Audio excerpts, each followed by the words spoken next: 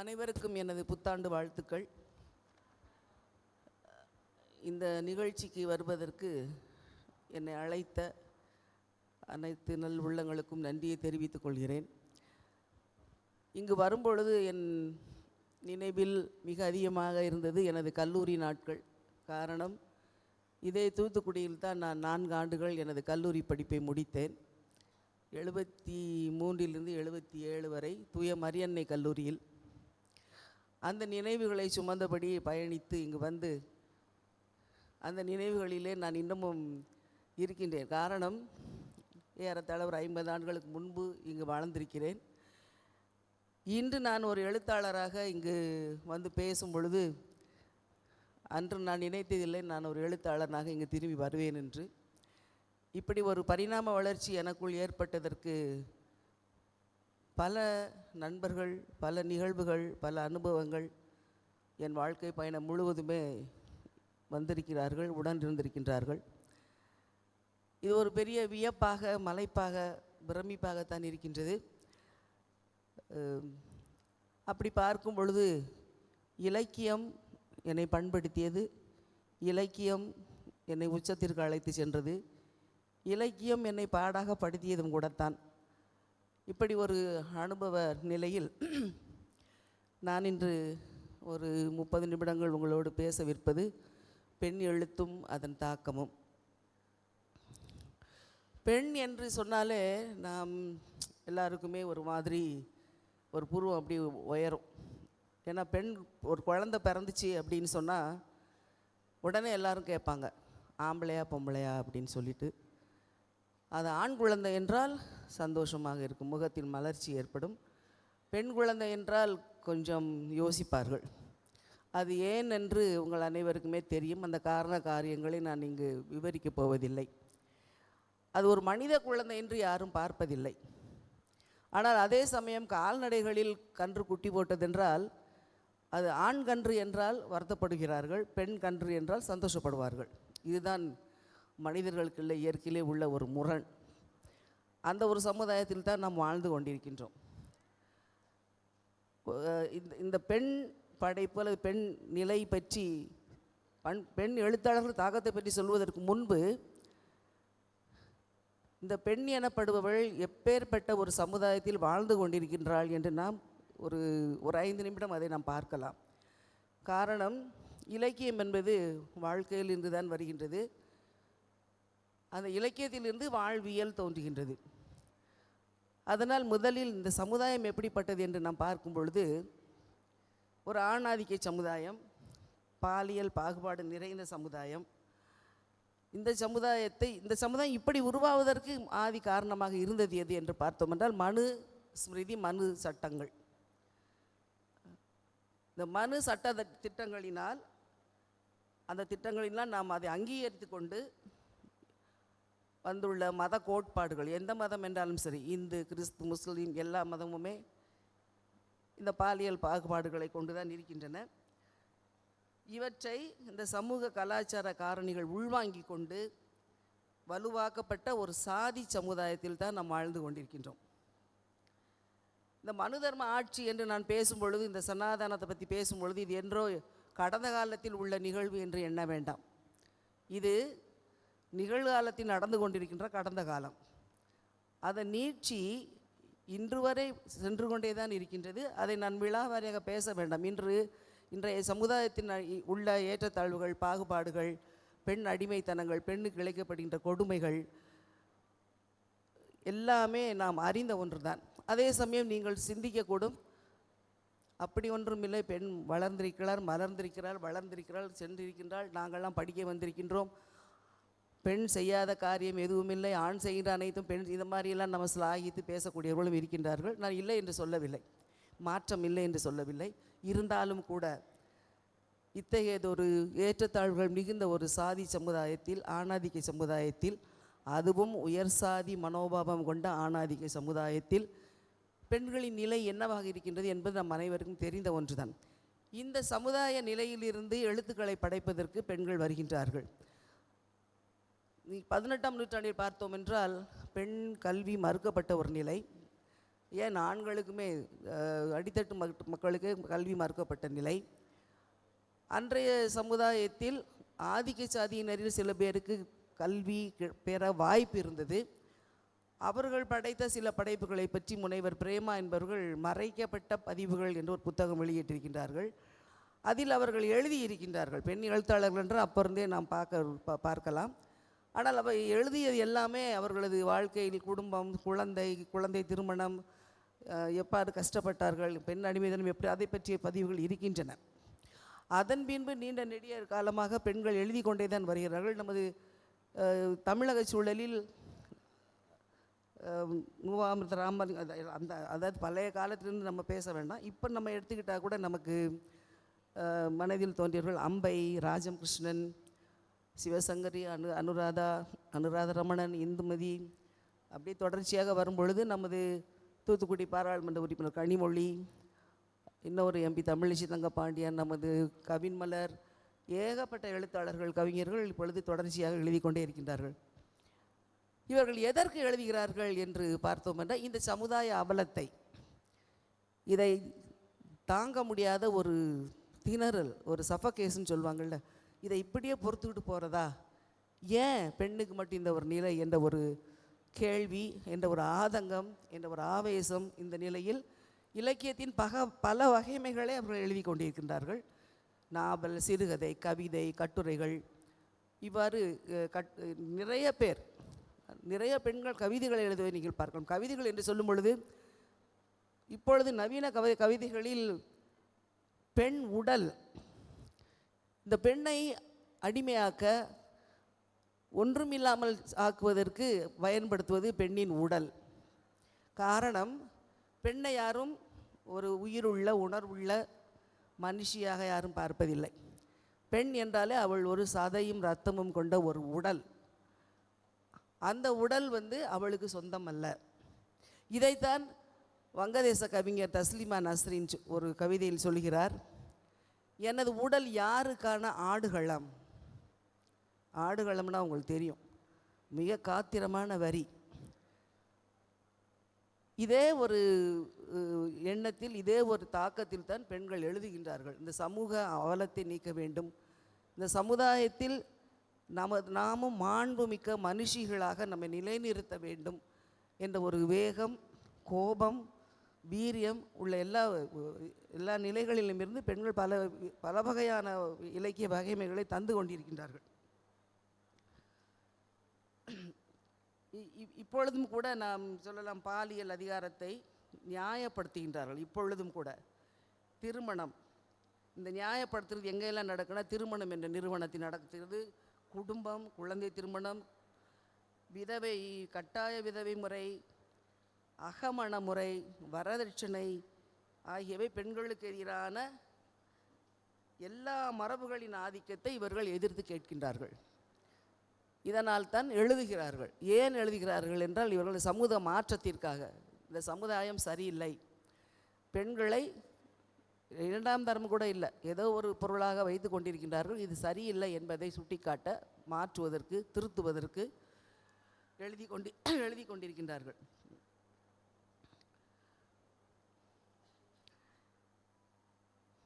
இப்படி எழுதியதால் மட்டுமே இதெல்லாம் குறைந்து விட்டதா, சமூகத்தில் மாற்றம் வந்து விட்டதா, பெண்களின் நிலை முன்னேறி விட்டதா என்று நினைக்கலாம். ஓரளவுக்கு ஒரு மாற்றம் வந்திருக்கின்றது. முன்னை விட இப்பொழுது பெண்களுக்கான கல்வி பற்றிய ஒரு விழிப்புணர்வு அதிகமாக இருக்கின்றது. இப்பொழுது உங்களுக்கெல்லாம் கிடைக்கின்ற இந்த வாய்ப்பு நாங்கள் படிக்கும்போதெல்லாம் கிடைத்ததே இல்லை. கல்லூரி, எனது ஊர் விருதுநகர் மாவட்டத்தின் சிறுவில்லிபுத்தூர் பக்கம் உள்ள ஒரு கிராமம். அப்பொழுதெல்லாம் அங்கே கல்லூரிகள் கிடையாது. அங்கிருந்து தூத்துக்குடி நான் படித்தேன் என்றால் நீங்கள் பார்த்து கொள்ளலாம். கல்லூரி படிப்பதற்கு வாய்ப்பே இல்லை. இப்படி யாராவது, என் அப்பா இராணுவத்தில் இருந்ததால் மிக கஷ்டப்பட்டு சேர்த்து படிக்க வைத்தார்கள். உங்களுக்கு அப்படி அல்ல, வீட்டருகே கல்லூரி, எங்கு பார்த்தாலும் கல்லூரிகளாக முளைத்து கிடக்கின்றன, அந்த வாய்ப்பு இருக்கின்றன. இதேபோல் பல எழுத்தாளர்களை சந்திக்கவும், பேசவும், வாசிக்கவும் நிறைய கொடுத்து வைத்தவர்கள் நீங்கள். அந்த வாய்ப்புகள் உங்களுக்கு இருக்கின்றன. இப்படி இருந்தும் கூட, உங்களுக்கெல்லாம் இந்த வாய்ப்பு இருந்தும் கூட, பெண்களுக்கு எதிரான வன்முறைகள் குறைந்து விட்டதா? இல்லை. பாலியல் வக்கிரங்களும் குறைந்தபாடு இல்லை. குடும்பத்திற்குள்ளேயும் சரி வெளியிலேயும் சரி பெண்கள் பாதுகாப்பற்ற நிலையில் தான் இருக்கின்றார்கள். நான் வேற எங்கும் சொல்ல வேண்டாம். இப்போ சமீபத்தில் நடந்து கொண்டிருக்கிற அண்ணா பல்கலைக்கழக வளாகத்தில் நடந்த நிகழ்ச்சியை எல்லோருமே அறிவோம். நாம் என்ன பாதுகாப்பு இருக்கின்றது? அது இந்த மிகச்சிறந்த பல்கலைக்கழகம், அறிவு கருவூலம் எல்லாமே சொல்கிறாங்க. ஆனால் என்ன நடக்குது? இன்றைக்கு சூழலில் பெண்களுக்கு பாதுகாப்பு இல்லை. இந்த அவல நிலையிலிருந்து விடுபட வேண்டுமென்றால் பெண்கள் தான் எழுந்து வர வேண்டும். எந்த வகையான போராட்டத்திற்கும் பெண்கள் தயாராக இருக்க வேண்டும். எழுத்தாளர்கள் எழுத்தை ஒரு ஆயுதமாக்கி கொண்டு எழுதி கொண்டிருக்கின்றார்கள். இதை நீக்க வேண்டுமென்றால் எழுத்து ஒரு ஆயுதம், எழுதுவது ஒரு அரசியல். அதை பல பெண்கள் பயன்படுத்துகின்றார்கள். ஃப்ரெஞ்சு எழுத்தாளர் சொல்லுவாங்க, சிமோன் டே பவார்னு சொல்லிட்டு. அவர் என்ன சொல்லுவாங்கன்னா, women R not born, they are made அப்படிம்பாரு. they are made. அதாவது பெண்கள் பிறக்கலை, அவங்க செய்யப்படுறாங்க. இந்த ஒரு குயவன் மண்பானை செய்யணும், அது மாதிரி பெண்கள் they are made, உருவாக்கப்படுகிறார்கள். எதனால் உருவாக்கப்படுகிறார்கள், எதற்காக உருவாக்கப்படுகிறார்கள் என்று சிந்தித்தோம் என்றால், எதனால் உருவாக்கப்படுகிறார்கள் என்றால் இந்த மனுசாஸ்திர கொள்கைகளினால், விழுமியங்களினால், இந்த சமுதாயத்தில் நிலவுகின்ற சாதி அமைப்பினால், வர்க்க பேதங்களினால், இது போன்ற ஒரு எதிர்மறையான மதிப்பீடுகள், எதிர்மறையான கலாச்சார கூறுகள், காரணிகள், குடும்பம் என்ற பாலியல் ஏற்றத்தாழ்வுள்ள நிறுவனங்கள், மதம் என்ற மக்களை ஒன்றுமில்லாமலாக்க செய்கின்ற பகுத்தறிவற்றத்தனமாக நடத்தக்கூடிய மத கோட்பாடுகள், இவை அனைத்தினாலும் பெண்கள் உருவாக்கப்படுகிறாள். குடும்பத்தில் எதற்காக உருவாக்கப்படுகின்றாள் என்ற, குடும்பத்தில் மட்டுமல்ல சமுதாயத்திலும் கூட, நாளை இவள் ஒரு ஆணுக்கு சுகமான ஒரு மனைவியாக, அவனை சந்தோஷப்படுத்தக்கூடிய ஒரு மனைவியாக, அவன் மூலம் பெறுகின்ற குழந்தைக்கு ஒரு தாயாக, ஒரு குடும்பத்தை நிர்வகிக்கக்கூடிய ஒரு பெண்ணாக, அது பெண்ணுனா ஒரு இயந்திரம்னு வச்சுக்கோங்க, அது மாதிரி உருவாக்கப்படுகிறாள். திருமணம் எதுக்கு? அதுக்கு தான். ஒரு விளம்பரத்தில் பார்த்தேன், இது ரொம்ப நாளைக்கு முன்னாடியே நான் பார்த்தேன். ஒருத்தர் திருமணம் செய்கிறதுக்காக பெண்ணு தேடிட்டு அலைகிறாரு. அப்போ நண்பன் கேட்குறான், எப்படிப்பட்ட பொண்ணு வேணும் உனக்கு அப்படின்னு சொல்லிட்டு.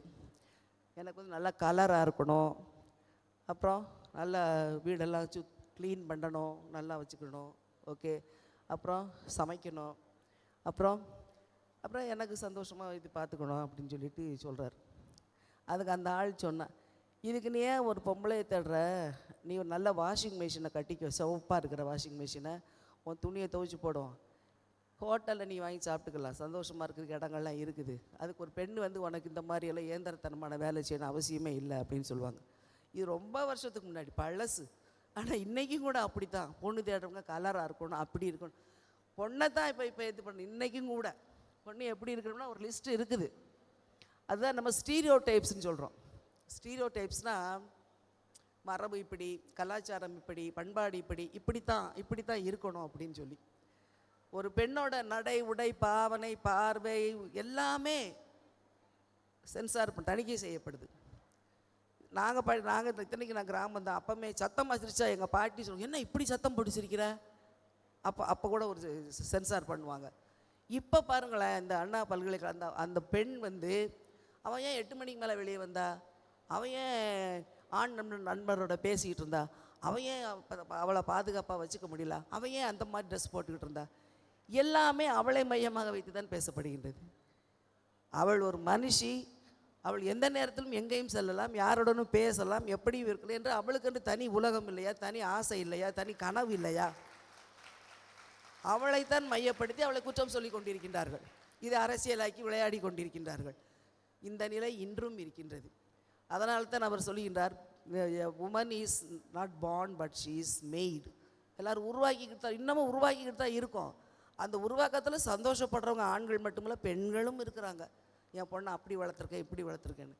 அதனால் நாம் ஒவ்வொருவரும் தான் அந்த இதை நம்ம எதிர்த்து நிற்க வேண்டிய கடப்பாடு உடையவளாக இருக்கிறோம். எழுத்தாளர்கள் அதை செய்து கொண்டிருக்கின்றார்கள்.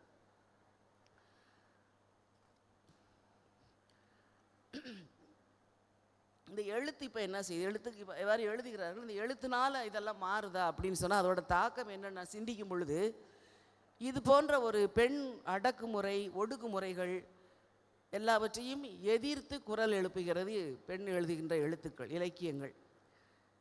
நான் சொன்னல வங்கதேச எழுத்தாளர், அதுவே சல்மா எழுதின ஒரு கவிதையில் கூட ரொம்ப அருமையாக சொல்கிறாங்க. எல்லாத்தையும் கணவன் செய்கிற அந்த குடும்ப அமைப்பு அது எப்படி அவங்கள கஷ்டப்படுத்துது, கணவன் எப்படி கஷ்டப்படுத்துகிறான், எந்த மாதிரியெல்லாம் இருக்குது. அவங்களுக்கு வந்து முதல் எழுதக்கூட உடலை, நிறைய பெண்களுக்கு எழுதக்கூட வாய்ப்பு கிடையாது, சுதந்திரம் கிடையாது, மறைஞ்சு தான் எழுதுகிறாங்க. அப்போ அப்படி சொல்கிறாங்க, இது செய்யலாம், அதை செய்யலாம், இதை செய்யணும். கடைசியில் அவன் அவ்வளோ காயப்படுத்தினால் கூட அந்த கடைசி வாரி எனக்கு இன்னமும் நினச்சாலும் எனக்கே கஷ்டமாக இருக்கும். அவங்க முடிப்பாங்க, இவ்வளவுக்கு பின்னும் அவன் விருப்பத்திற்காக விரிகிறது என் யோனி அப்படின்னு முடிப்பாங்க. ரொம்ப ஒரு காத்திரமான வரி அது. அதாவது என்ன செஞ்சாலுமே அந்த பாலியல் தேவை கூட பெண்ணுக்கு இல்லை, பெண்ணுக்கு இருக்கக்கூடாது, பெண் வெளிப்படுத்தக்கூடாது. அது ஆண் தேவைப்படும் பொழுது பெண் அடிபணியணும். இப்படிப்பட்ட நிலை தான் இன்னமும் இருக்குது. இப்போ இந்த மாதிரியான சில விஷயங்களெல்லாம் வந்து நம்ம யோசிக்கிறது கூடாது. ஏன்னா பொது புத்தியில் எப்படி இருக்குது அப்படின்னு சொன்னால், பெண்ணுனா ஆணுக்கு அடங்கியவள், ஆண் அழைக்கும் பொழுது செல்ல வேண்டியவள், ஆணுக்கானவள் அப்படிங்கிற இது வந்து அப்படி கல் மேலே எழுத்து செதுக்குன மாதிரி எல்லார் மனசுலையும் இருக்குது. இந்த மாதிரிப்பட்ட விஷயங்கள், ஒடுக்குமுறைகள், அடக்குமுறைகள் எல்லாத்தையுமே பெண் எழுத்துக்கள் கேள்வி உள்ளாகின்றன. அவற்றின் அவலங்களை, அதனால் அவர்கள் படும் அவஸ்தைகளை தோல் உரித்து காட்டுகின்றன. இந்த மனிதாபிமற்ற மரபுகளை, சட்டத்திட்டங்களை எதிர்த்து குரல் எழுப்புகின்றன. ஆனால் அந்த குரல் எளிதாக ஏற்றுக்கொள்ளப்படுவதில்லை. இருந்தாலும் கூட எத்தனையோ விமர்சனங்கள், எத்தனையோ எதிர்மறையான வார்த்தையால் கொள்வது, அவங்க கேரக்டரே இது பண்ணுறது எல்லாமே நடந்துட்டு தான் இருக்குது. இருந்தாலும் கூட பெண்கள் துணிந்து எழுதுகின்றார்கள். அதன் தாக்கம் சமுதாயத்தில் இருந்து கொண்டே தான் இருக்கின்றது. அல்லது இத்தனை ஒரு மாற்றம் நாம் எதிர்பார்த்திருக்க முடியாது. நீங்கள் எல்லாம் இந்த மாதிரியான ஒரு இந்த இப்படி ஒரு சமுதாயத்திலிருந்து இந்த ஒரு நிலைக்கு வருகிறீர்கள் என்றால் இந்த எழுத்துக்களோட வீரியமும் வேகமும் கூட அதற்கு உறுதுணை செய்கின்றன என்று நான் சொல்ல முடியும்.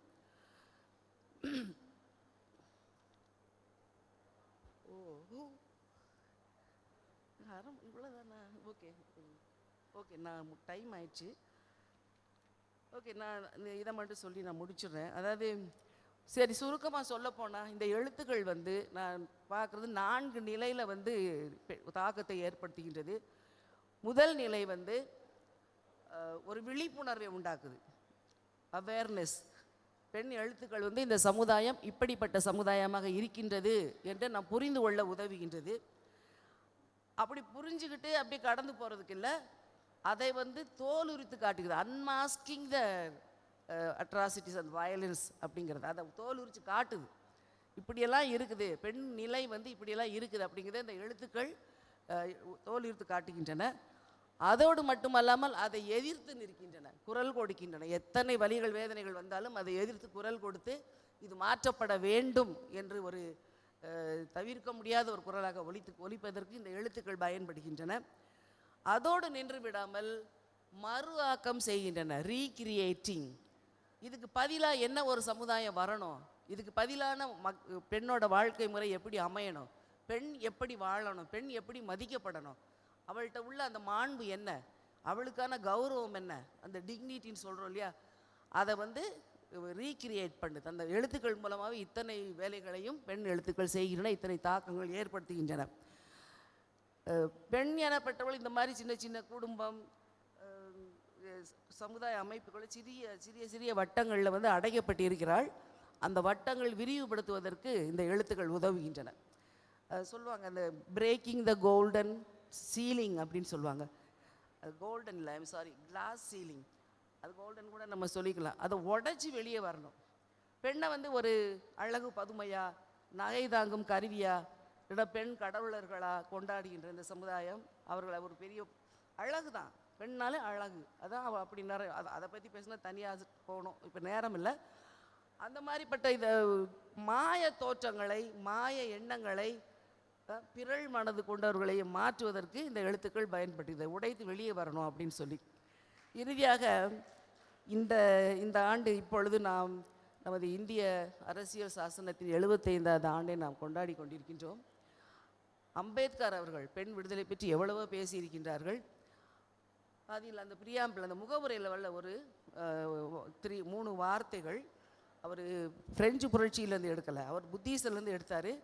லிபர்ட்டி, ஈக்குவாலிட்டி அண்ட் ஃப்ரெட்டர்னிட்டி, சமத்துவம், சகோதரத்துவம் அண்ட் ஃப்ரீடம், சுதந்திரம், சமத்துவம், சகோதரத்துவம். இந்த 3 தான் பெண்களுக்கான விடுதலைக்கான அடிப்படை கூறுகள்னு நான் நினைக்கிறேன். அந்த அடிப்படையை வச்சு தான் பெண்கள் எழுதிக்கிட்டு இருக்காங்க. ஏன்னா லிபர்ட்டி, சுதந்திரம், பெண் அதாவது சுதந்திரமாக நடமாட முடியுதா, சுதந்திரமாக உடை உடுத்த முடியுதா, சுதந்திரமாக பேச முடியுதா, சுதந்திரமாக எங்கேயும் செல்ல முடியுதா? இன்றைக்கும் அந்த ஒரு ரெஸ்ட்ரிக்ஷன்ஸ், கட்டு திட்டங்களோடு தான் வாழ வேண்டியிருக்குது. பெண் சுதந்திரமாக போட்டுட்டோம்னா என்ன ஆகும்னு பெரிய எல்லாரும் பயப்படுவாங்க. அவங்களுக்கான சுதந்திரம் வரும்பொழுது அவங்களுக்கான பொறுப்பு அவங்களுக்கு வரும். அந்த சுதந்திரம் அவங்களுக்கு தேவைப்படுது. ஈக்குவாலிட்டி, சமத்துவம்னா ஆண் பெண் சமத்துவம் மட்டும் நான் பேசலை. ஒரு பெண்ணே இன்னொரு பெண்ணுக்கு சமத்துவம் இல்லாத நிலை நடைமுறை இங்கே இருக்குது. ஏன் இருக்குதுன்னு சொன்னால் ஜாதி, வர்க்கம், நிறம், மொழி, இனம், படிப்பு, அழகு, அந்தஸ்து, ஏகப்பட்ட விஷயங்கள் இருக்குது.